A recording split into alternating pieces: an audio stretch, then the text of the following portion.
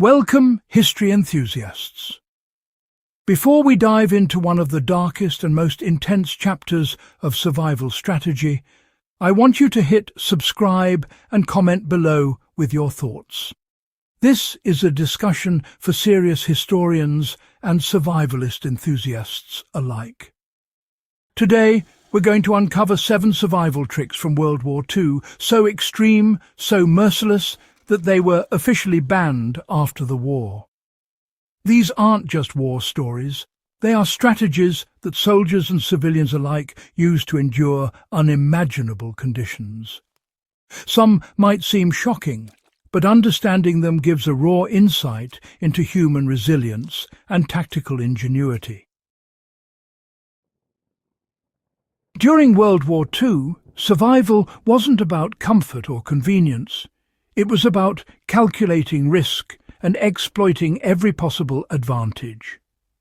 Soldiers on the front lines and civilians trapped behind enemy lines had to make decisions that would test moral limits, physical endurance, and psychological strength. One of the first banned survival methods involved the extreme use of camouflage. Not just hiding in plain sight, but manipulating the environment itself in ways that modern military ethics would prohibit.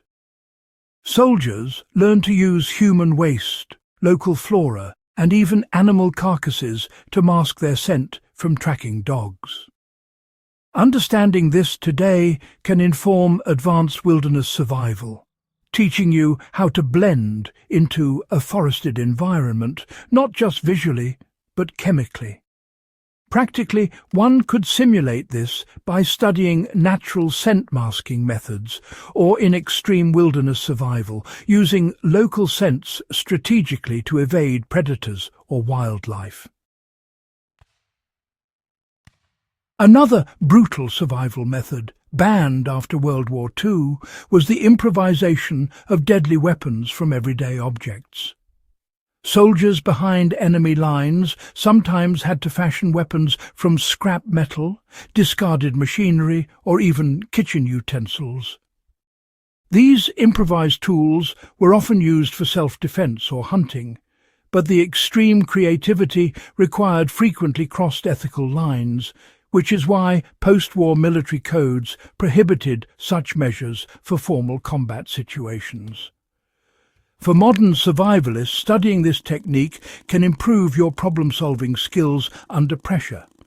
For example, learning how to convert a simple metal rod into a multi-purpose tool for digging, hunting, or defense could make a difference when gear is limited. The principle is simple. Necessity drives ingenuity, and extreme scarcity forces resourcefulness. Food scarcity was a constant threat during World War II, and soldiers and civilians often resorted to eating whatever they could find, sometimes toxic if improperly prepared. Certain survival tricks involved methods of neutralizing toxins in wild plants or small animals, techniques that were later deemed too dangerous for mainstream military instruction. Today, understanding these methods can save lives in survival scenarios. For instance, World War II guides detailed how to identify and prepare specific wild tubers to avoid lethal reactions. Modern enthusiasts can use this knowledge to practice safe foraging, learning to test edible plants in controlled environments, and preparing emergency rations from available resources without risking severe poisoning. The psychological aspect of survival was just as critical as the physical. Some soldiers used extreme mental strategies to survive POW camps, including, intentionally creating false alliances, manipulating enemy perceptions, and even feigning mental or physical illness to gain better treatment. These techniques, now considered unethical under the Geneva Conventions, gave individuals a tactical edge in life or death situations. Studying these methods today helps us understand the importance of mental resilience. Practically, learning to anticipate opponent behavior or influence hostile observers can translate to modern survival skills in urban or wilderness environments, where psychological awareness is, a crucial element of staying safe. Water scarcity during the war forced soldiers and civilians to develop methods now banned due to their extremity.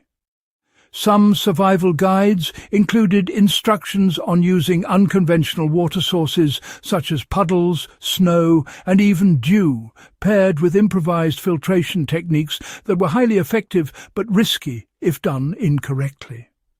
Nutrient extraction from unusual sources like insects or plant sap was another method that bordered on the taboo. Today, survivalists can apply these lessons by mastering safe water purification methods, learning to identify nutrient-rich edible plants, and understanding how to stretch resources without compromising health. Step-by-step experimentation in controlled settings can translate these wartime strategies into modern survival preparedness. WWII escape artists and resistance fighters relied on stealth methods that exceeded what would be permissible today, including nocturnal travel, silent communication, and camouflage in enemy territory. Techniques included crawling for hours through mud-masking footprints with debris and mimicking local wildlife to avoid patrols. For modern survival enthusiasts, studying these methods can sharpen evasion skills and situational awareness. Practically, one could practice moving silently over varied terrain, reading environmental cues, and understanding how to use natural cover to navigate dangerous areas undetected. Finally, some survival tricks involve pushing the human body to extremes, techniques banned today for their danger. Soldiers trained to endure freezing temperatures without sufficient clothing, resist starvation for days, or sleep in minimal shelter were practicing a kind of brutal conditioning.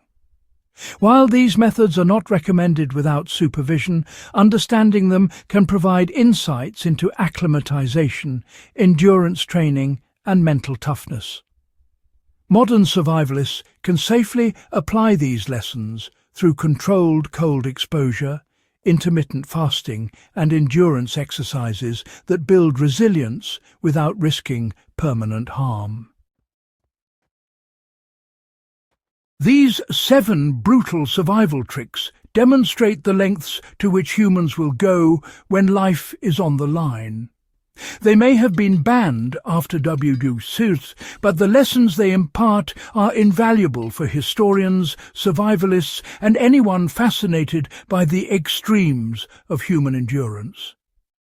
By studying these strategies, you gain more than curiosity. You gain actionable insights into preparation, adaptability, and tactical thinking. If you found this guide compelling and want more content like this, subscribe to After the Sirens. Comment your favorite WWII survival story below and share this with fellow history enthusiasts. There's a wealth of knowledge waiting to be uncovered, and your engagement keeps the stories alive.